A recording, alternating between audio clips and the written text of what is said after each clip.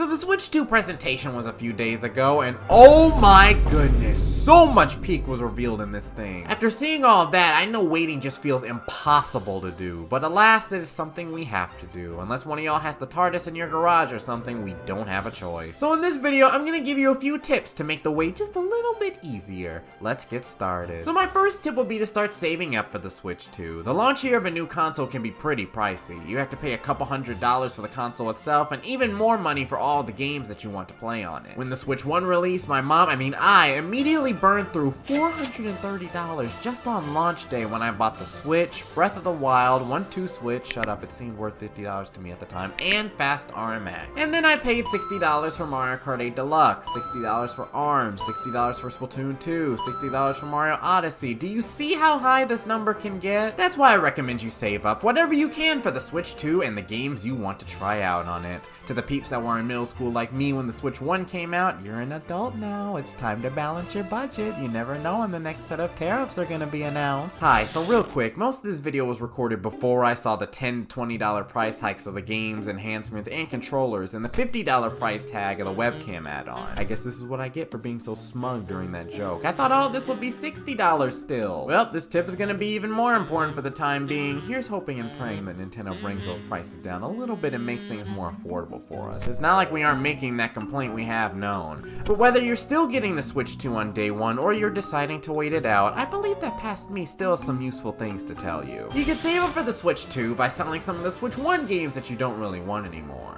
A lot of these games can still go for a pretty good price too. They're still decently new and they'll be able to be played on the Switch 2. Just whatever you do, don't you even think about trading your games into GameStop. You could trade your entire Switch library and barely get anything for it. Heck, if I could sell my soul to GameStop, they probably only give me 62 cents. They're on that Mr. Krabs stinginess. Sell it on another website instead, like Facebook Marketplace or eBay. Some person may be psycho enough to pay $1,000 for your copy of Mario Rabbids Kingdom Battle. What's that? You're still a child or a teen and you wanted your parents to buy it for you? Then here's what you can do. It's what I did to secure the day one Switch.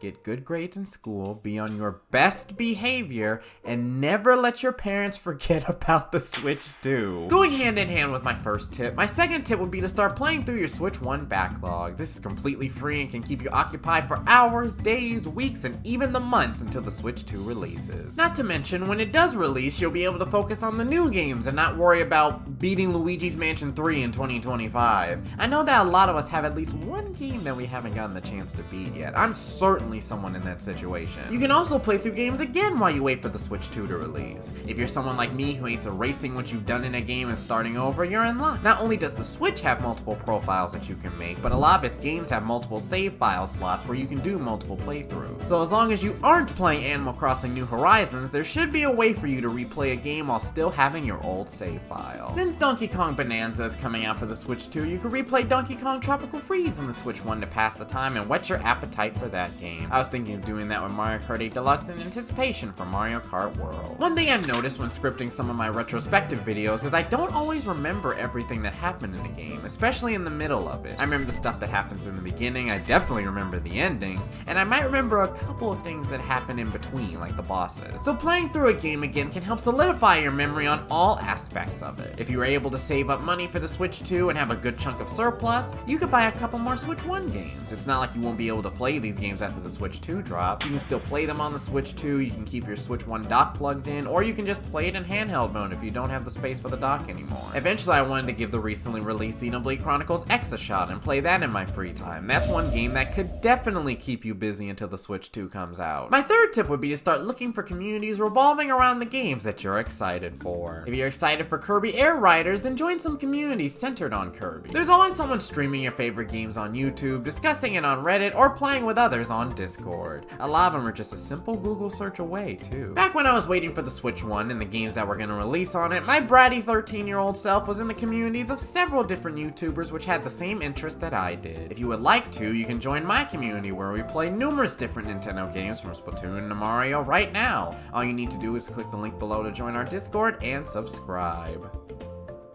I'm waiting. See, doesn't time pass slower when you aren't part of a community? Imagine all the neat things you'll discover together in Donkey Kong Bonanza, or all of the bonds you definitely won't strengthen playing Mario Kart World. Doing this will allow you to meet new friends who will help you pass the time until the Switch 2 releases. Then when it does come out, you'll have plenty of people to play with from the get-go. And one quick bonus tip I have is to be excited for the Switch 2, but don't go counting the seconds until it releases. All the tips that I've given before this one have been designed to give you something to keep your mind busy. I think we've all experienced how much slower time can pass when you're just staring at the clock at school. So if you keep yourself busy and continue having fun, then the days will fly by and you'll have the Switch 2 in your hands in no time. Until scientists come up with a better way, this is the closest we'll get to time traveling. That way not only will time fly by faster, but you'll be much better off. Cherish this time and make use of it, ladies and gentlemen, boys and girls, theys and thems. This only happens once or twice a decade. We'll have plenty of time to know and play the Switch 2 soon. What are you gonna do while you wait for the Switch 2? Let me know in the comments, and remember to leave a like and subscribe to Star716 for more content on Nintendo and other things gaming. And if you want me to kill a little more time for you until the Switch 2 releases, check out this video where I talk about the goated life of the original Switch. I'll see you all